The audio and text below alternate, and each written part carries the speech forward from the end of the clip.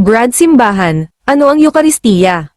Mga kasimbahan, ang buhay natin bilang mga Kristiyano ay isang paglalakbay, puno ng hamon, desisyon, tukso at pagsisikap na maging banal. Sa paglalakbay na ito, kailangan natin ng pagkain na hindi lamang para sa katawan, kundi para rin sa ating kaluluwa at iyon ang Eukaristiya. Ayon sa Catechism of the Catholic Church, paragraph 1324, ang Eukaristiya ang pinakadakila sa lahat ng sakramento sapagkat ito mismo si Kristo na ating tinatanggap. Sa bawat pagtanggap ng Eukaristiya, pinapalakas ang ating kaluluwa sa gitna ng mga pagsubok sa buhay, gaya ng katawan na pinapalakas ng tunay na pagkain. Catechism of the Catholic Church, paragraph 1392, ang banal na komunyon ay pinapalakas ang ugnayan natin kay Kristo at binibigyan tayo ng biyaya para na manatiling tapat sa Kanya.